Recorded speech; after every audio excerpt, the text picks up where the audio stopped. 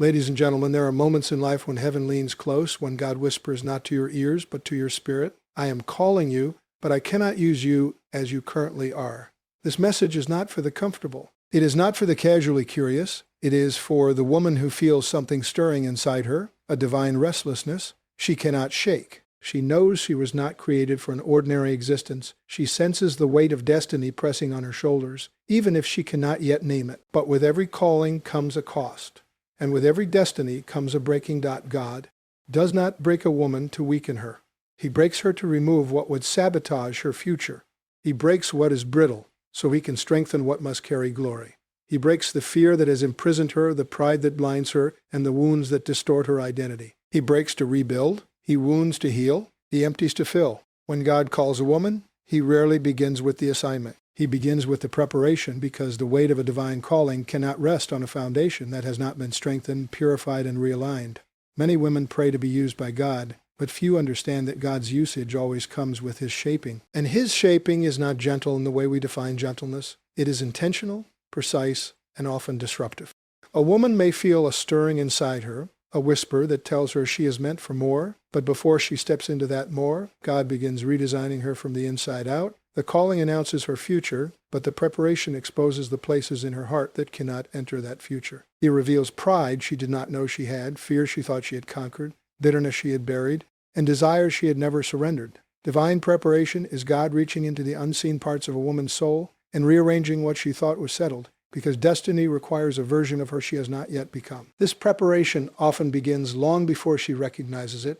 God will allow her to experience situations that cultivate qualities she did not even pray for. Patience, endurance, discernment, inner clarity, spiritual authority. None of these are developed in comfort. They are refined in the fires of delay, disappointment, betrayal, and unexpected change. She may think life is falling apart, but in reality, life is being rearranged. God will close doors she thought she needed, remove relationships she depended on, disrupt plans she assumed were solid, not because he is punishing her, but because he is aligning her with the identity that matches her calling. For God will never give a woman a task that contradicts her character. He builds the woman before he builds the assignment. Sometimes this preparation feels like loneliness, not because she is abandoned, but because God is isolating her from the noise that once shaped her decisions. In this isolation, he teaches her to rely on his voice rather than the opinions of others. He strips away her dependence on validation, applause, or approval. He brings her into a place where the only thing that remains steady is his word. It is in this silence that she learns to hear him clearly.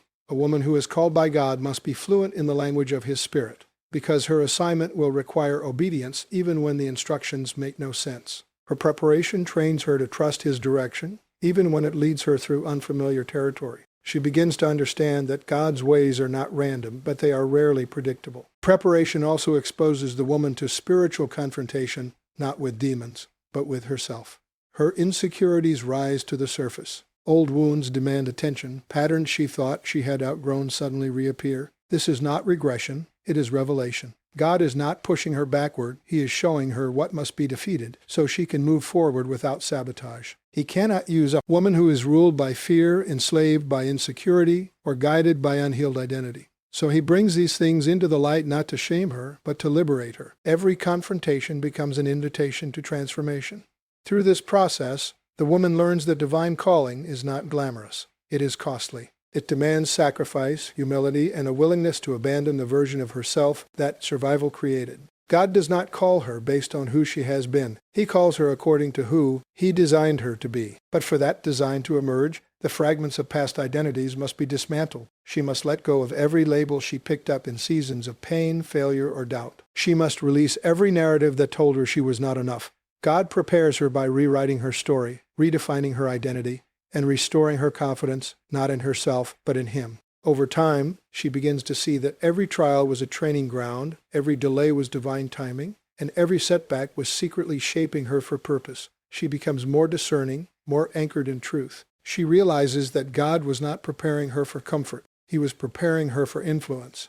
And influence in the kingdom of God requires a woman who has been refined, disciplined, and spiritually fortified. So before God uses her publicly, he builds her privately. Before he gives her a platform, he gives her a process. Before he trusts her with impact, he trusts her with preparation. And when the process is complete, The woman emerges not only ready for her assignment, but unshakable in her calling, because she was shaped by the hands of God himself. When God sets his eyes on a woman for extraordinary purpose, he does not begin by lifting her.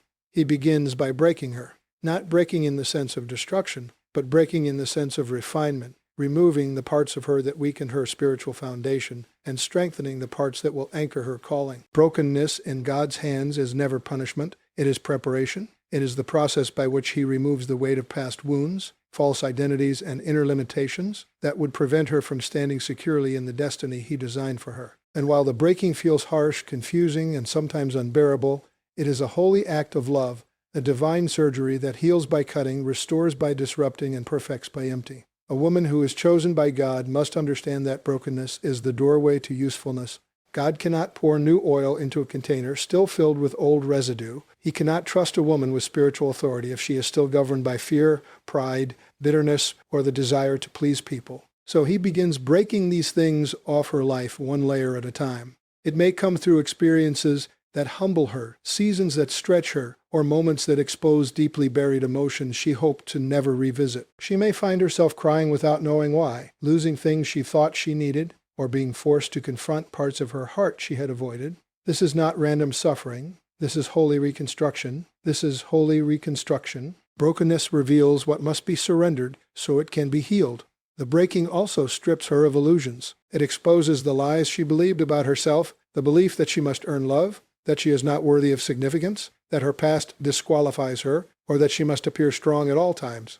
God breaks these illusions not to shame her, but to liberate her. A broken woman becomes an honest woman becomes a surrendered woman, and a surrendered woman becomes a vessel God can trust.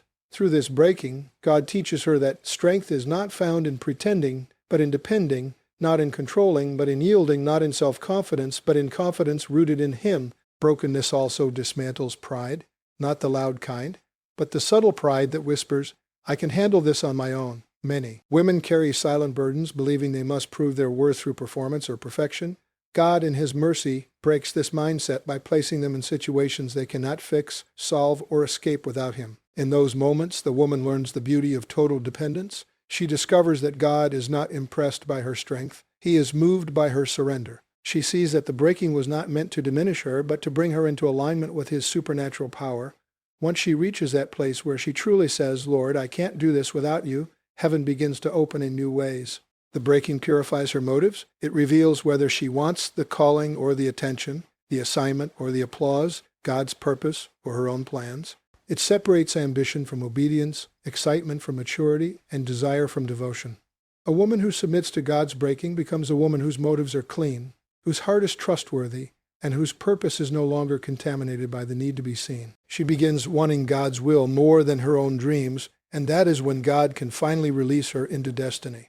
Through the breaking, God also removes relationships that cannot go where she is going. Some people were connected to the unrefined version of her, not the destined version. God breaks those ties gently or suddenly, but always intentionally. She may grieve these losses, but in time she understands that God was protecting her future by pruning her present. Brokenness teaches her that divine separation is not rejection, it's elevation. And when the breaking is complete, something transformational happens. The woman becomes softer yet stronger, humble yet bold, emptied yet overflowing. She walks with a quiet authority, a deep discernment, a purified spirit, and a heart aligned with God's will. She carries a peace that doesn't make sense and a power she didn't have before. She becomes a vessel refined by fire, a woman whose strength comes from God's shaping, not her own striving. Brokenness becomes the birthplace of her calling, the foundation of her influence, and the proof that God's greatest work is done in the hidden places of a yielded heart. When God calls a woman to a divine assignment, the first requirement is surrender. Surrender is not a suggestion. It is the gateway to usefulness in His hands. Many women long to be used by God. They pray for influence, favor, and impact, but few understand that God cannot work through a life that has not been fully submitted. Surrender is not simply obeying a command. It is relinquishing control over every part of life, including the plans, desires, and agendas that feel natural or safe. God's purpose requires a woman to release herself from the illusion that she is the architect of her destiny and to embrace the truth that every step must be led by Him. A surrendered woman allows God to examine every hidden corner of her heart, to illuminate motives that are selfish, fears that are limiting, and attachments that are hindering. She becomes willing to be exposed, corrected, and molded in ways that may be uncomfortable, inconvenient, or even painful. This surrender is not weakness. It is the ultimate demonstration of strength, a deliberate choice to yield to divine wisdom above human instinct. True surrender requires trust. God will not ask a woman to release what she clings to unless he is willing to fill her with what she truly needs. She may be called to relinquish security, reputation, relationships, or comfort, and at first it may feel as though he is taking everything. Yet in the process, she discovers that God's ways are higher than hers, his provision greater than her expectation, and his timing more perfect than any schedule she could devise. Trust grows through small acts of obedience that stretch her faith and prove his faithfulness. Each step taken in surrender reveals his hand in ways that deepen her dependence, strengthen her courage, and clarify her purpose. She learns that surrender is not about losing control. It is about gaining alignment, receiving clarity, and stepping into the power of God's plan with confidence. Surrender also reshapes identity. A woman who refuses to surrender often defines herself by past experiences, achievements, or failures. She clings to a self-image that may feel safe but is incomplete, limited, or false. God in his wisdom strips away these layers, challenging her to see herself not as the world perceives, not as her past dictates, but as he designed. She learns to identify not with circumstance, but with calling, not with fear, but with faith, not with limitation, but with potential. Surrender transforms her understanding of who she is and who she can become. In yielding to God's refining work, she discovers a deeper confidence rooted in him rather than in human validation, a sense of purpose anchored in eternity rather than temporary approval, and a strength drawn from the Spirit rather than fleshly effort. Furthermore, surrender opens the door to obedience. God cannot elevate a woman who negotiates, resists, or selectively follows his leading. Obedience is born from surrender, and obedience is the channel through which God releases his power. A surrendered woman does not question every instruction or delay action until conditions seem perfect. She acts in faith, even when the path is unclear, trusting that God sees what she cannot and that his plan is flawless. Through obedience, she becomes a conduit for miracles, insight, and influence that cannot be manufactured or earned. Her life becomes a living testimony to the truth that when God leads, he provides, protects, and empowers. Surrender also enables intimacy with God.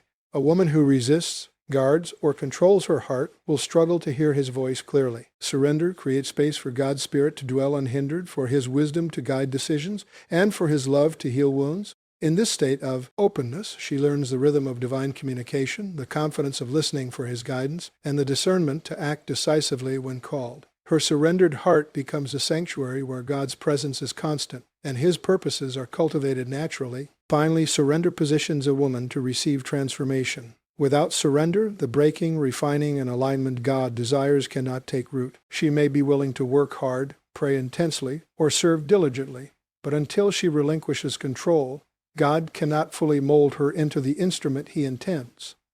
Surrender is the fertile soil in which God's work grows. It is the prerequisite for character development, spiritual authority, and kingdom impact. When a woman surrenders, she does more than comply. She partners with God in a dynamic exchange where his power flows through her. His wisdom guides her steps, and his glory is revealed in her life. Surrender is not the end of the journey. It is the threshold where God begins to transform her into the woman he has always destined her to be. When God calls a woman to fulfill his purpose, he often begins his work in the hidden seasons of life. These are times when nothing seems to be happening, when doors remain closed, prayers appear unanswered, and the world around her seems to move forward without her. Yet it is in these quiet, unseen periods that God is at work in the deepest and most lasting ways.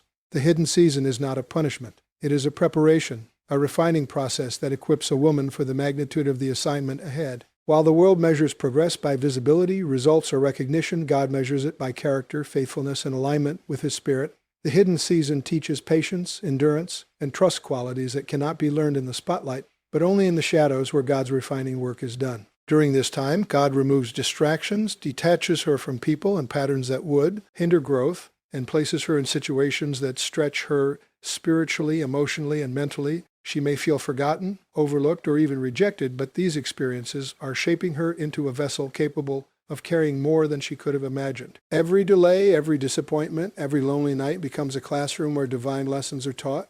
She learns to hear God's voice above the noise, to discern his direction amidst uncertainty, and to remain steadfast even when circumstances tempt her to give up. The hidden season is where faith is tested and refined, not for its own sake, but so that when she steps into the visible season, her faith will not falter under pressure. This period also deepens intimacy with God. Away from public attention and external validation, a woman has the opportunity to cultivate a personal relationship with Him that is not dependent on success, recognition, or achievement. She discovers the joy of praying without expecting immediate results, the peace of trusting without seeing, and the freedom of worshiping without an audience. In this hidden intimacy, God reveals His heart, strengthens her spirit, and imparts wisdom that will guide her in every assignment ahead. The lessons learned in solitude often become the foundation for the influence she will have when God releases her into prominence. The hidden season also allows God to develop spiritual authority. A woman may have natural gifts, intellect, or charisma, but authority in God's kingdom comes through character and experience, not simply talent. By placing her in situations that challenge, stretch, or humble her, God is cultivating resilience, discernment, and leadership ability. She learns how to respond when circumstances do not align with her expectations, how to walk in integrity when no one is watching, and how to maintain a heart of service even when recognition is absent. These qualities form the invisible scaffolding that will support her when God positions her for influence. Additionally, the hidden season often involves a process of pruning. God removes relationships, habits, and opportunities that were designed for the unrefined version of her.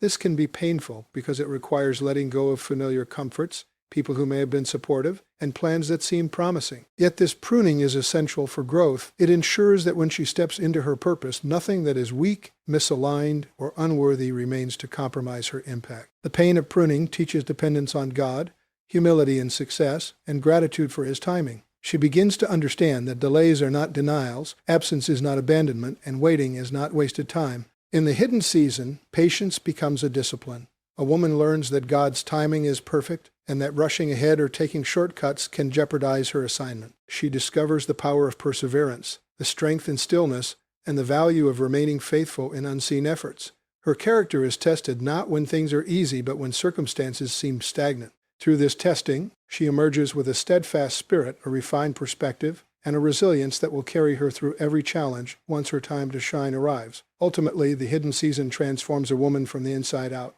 While the world measures success by results, God measures readiness by heart, humility, and alignment with His will. The hidden season is where trust, obedience, and faith are forged into unshakable qualities. When the time comes for God to release her into the visible season of influence, she steps forward, not only prepared, but empowered, carrying the lessons, strength, and wisdom gained in the quiet preparation of the unseen. It is in these hidden moments that God perfects the woman, ensuring that when she rises fully equipped, unshakable in her faith, and unstoppable in her calling.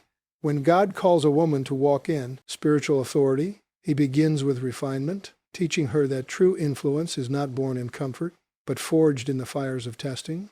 Spiritual authority is not about position, title, or recognition. It is about the power of God flowing through a life that has been fully surrendered, disciplined, and aligned with His will. Many women desire authority, but few understand that it comes only after the heart has been refined. God allows situations that challenge, stretch, and even humiliate, not to defeat, but to develop the strength and discernment necessary for leadership. Every test becomes an opportunity to learn obedience, humility, and the proper use of power. Authority without refinement is dangerous. It can be prideful, misguided, or destructive. God's refining process ensures that the woman He chooses is equipped to carry responsibility, represent His kingdom, and exercise influence with wisdom and integrity. Spiritual authority is cultivated in the crucible of brokenness. When a woman faces disappointment, betrayal, or personal loss, these experiences expose weaknesses, insecurities, and areas of dependence on self rather than God. Rather than allowing these moments to destroy her, God uses them to teach lessons in resilience, humility, and discernment. She learns that true strength is not measured by outward success, but by faithfulness in adversity. Through brokenness, God develops a sensitivity to the Spirit, a compassion for others, and an understanding of how to wield authority in a way that honors Him. The trials she endures become the foundation for her influence, proving that spiritual authority is inseparable from character. Authority also comes through obedience. A woman may have knowledge, intelligence, and spiritual gifts, but without obedience, she cannot steward God's power. Obedience aligns her heart with God's purposes, ensuring that her influence is used for His glory rather than personal ambition. God tests obedience through seemingly small decisions, quiet seasons, and hidden tasks, observing whether she will act according to His direction. even when it is inconvenient, unseen, or counterintuitive. Each act of obedience strengthens her spiritual muscles, increases her sensitivity to God's voice, and prepares her for the weight of responsibility that lies ahead. The woman who walks in obedience becomes a vessel of God's authority because she has proven that her heart can be trusted. Discernment is another key element of spiritual authority. God equips women with the ability to perceive truth from falsehood, to recognize the motives of others, and to make decisions that honor His will. Discernment is often developed through exposure to deception, manipulation, and moral challenges. By allowing her to face these realities, God teaches her to rely on His wisdom rather than human counsel. A woman who has cultivated discernment can navigate complex situations, guide others effectively, and exercise authority with clarity and integrity. Spiritual authority without discernment is reckless, but authority that flows from refined character or divine insight becomes a conduit for blessing, guidance, and transformation. Humility is essential to maintaining spiritual authority. God resists the proud but gives grace to the humble, authoritarian, domineering, or corrupt. A woman who understands that her power comes from God, not herself, exercises leadership in a spirit of service and stewardship. She recognizes that her role is to advance God's purposes, not her own agenda, and that true influence is measured by the impact she has on others rather than the accolades she receives. Humility keeps her grounded, teachable, and dependent on God, ensuring that her authority remains aligned with His will and resistant to compromise. Finally, spiritual authority is validated through endurance. God does not elevate a woman because of temporary success or fleeting popularity. He elevates her because she has demonstrated perseverance in trials, consistency in obedience, and faithfulness in hidden places. Endurance builds credibility, resilience, and reliability. It proves that she can be trusted with responsibility, guidance, and influence over others. The woman who has endured becomes a living testimony of God's faithfulness, a beacon of wisdom, and a source of encouragement for those who follow. When a woman has been refined, obedient, discerning, humble, and enduring, she is fully equipped to exercise spiritual authority. Her influence is not based on her own strength, but on the power of God flowing through a life that has been tested, purified, and aligned with His will. She becomes a vessel through which God's kingdom operates, a leader whose words carry weight, whose actions inspire, and whose presence brings transformation. Spiritual authority, born from refinement and brokenness, becomes not a privilege, but a responsibility, a sacred trust to advance God's purposes and bless the lives of others with wisdom, power, and integrity.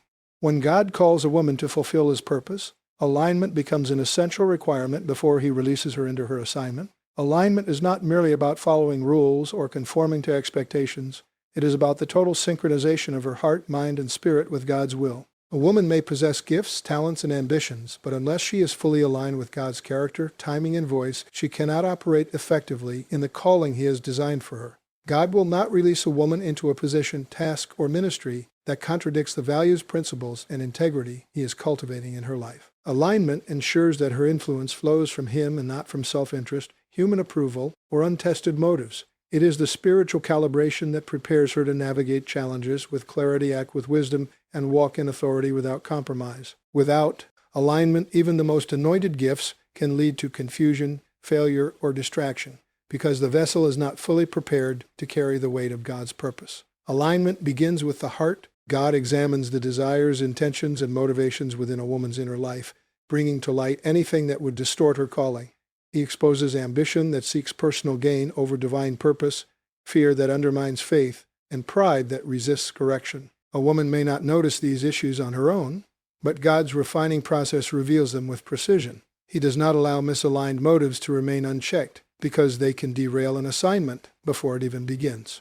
Heart alignment requires honesty, humility, and a willingness to submit every personal agenda to the higher call of obedience.